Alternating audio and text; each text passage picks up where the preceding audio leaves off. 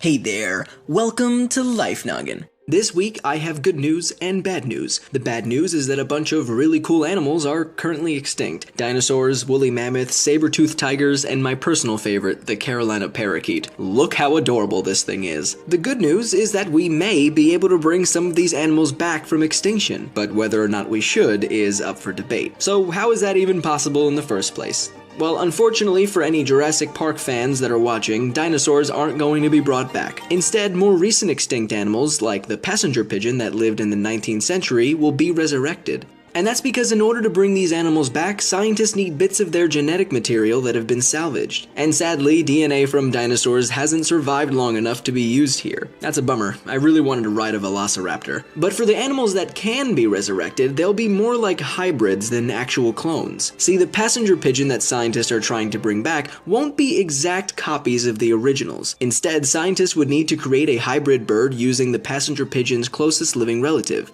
like the band-tailed pigeon. Simply put, this would work by changing the band-tailed pigeon's genome so that it has a few traits of the passenger pigeon. Essentially, the scientist would create a cell that is mostly band-tailed pigeon, but also a little bit passenger pigeon. And eventually, that cell can go on to create an embryo, and eventually an animal. So we'd end up with passenger pigeon 2.0. Not the real thing, but the closest possible. And the same thing might also be done with elephants in hope of bringing back the woolly mammoth. But this brings up a bunch of ethical issues, like should we even try to bring these animals back in the first place? The hope is that if any of these extinct animals could be brought back, they'd eventually be reintroduced into their natural habitat. But for a lot of these animals, that natural habitat no longer exists. What the passenger pigeon used to call home has now been replaced with houses, malls, and highways. And even more, resurrecting extinct animals might take resources and attention away from programs that would prevent even more species from going extinct as well. But perhaps the most interesting question is what we would even consider these resurrected animals. They would start off as hybrids, but what would we call them as they begin to look and act more like the original species? In other words, would that be enough to say that the species is really back, or just that humans have created a really convincing replica? What do you think? Let me know in the comment section below. One animal that we definitely don't want to lose is cats, but what would happen if they all went extinct tomorrow?